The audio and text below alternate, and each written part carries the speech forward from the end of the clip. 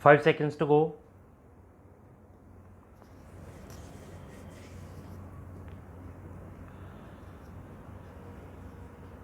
Start. The benefit of pension is a condition of service. It is clear from the scheme of regulations that an employee would qualify for pension provided he meets the requirements envisaged under the civil service regulations. It is well settled that the conditions of recruitment cannot be relaxed and recruitment resorted to dehors the statutory rules is a nullity.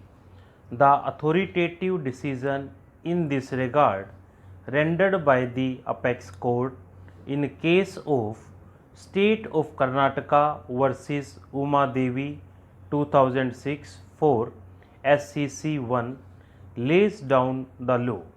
When we analyze the petitioner's argument from this standpoint, a daily wage employee, in our considered opinion, cannot be equated with a regularly selected person.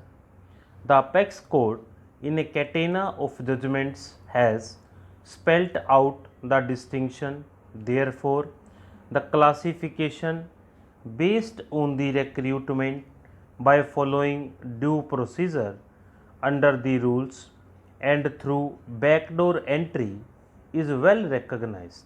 Once the classification in the matter of recruitment is recognized distinguishably, any challenge to a provision which grants protection of pension to the requisite length of substantive service alone would be misconceived and contrary to the spirit of Article 16 of the Constitution of India.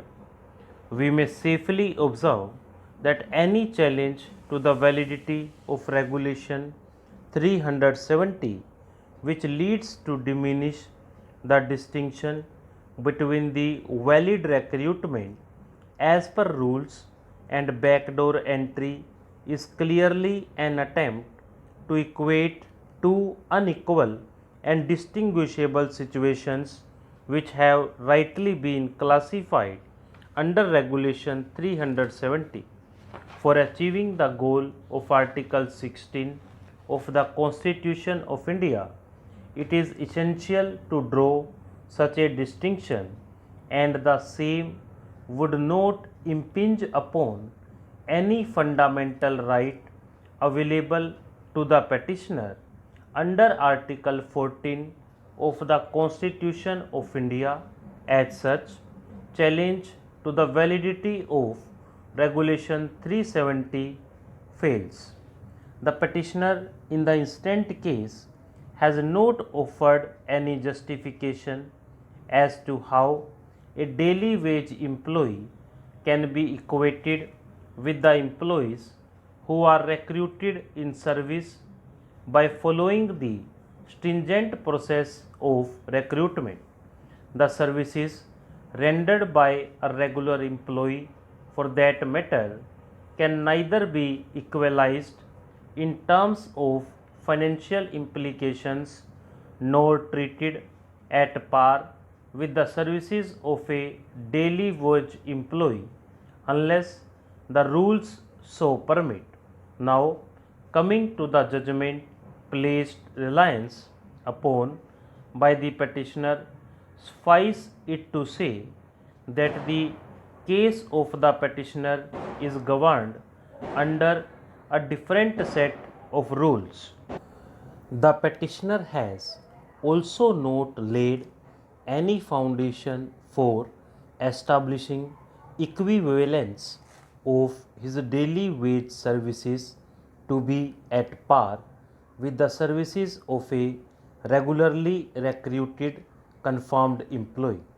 Even the right to hold the post prior to the date of his regularization in a substantive capacity is not established or construed in the light of any statutory rule, and it is also not made out as to how payment made to the petitioner out of contingencies may be treated as regular salary.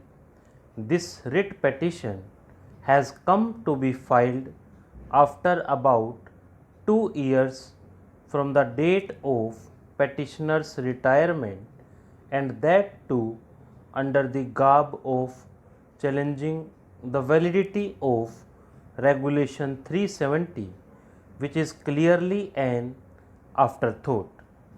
Stop.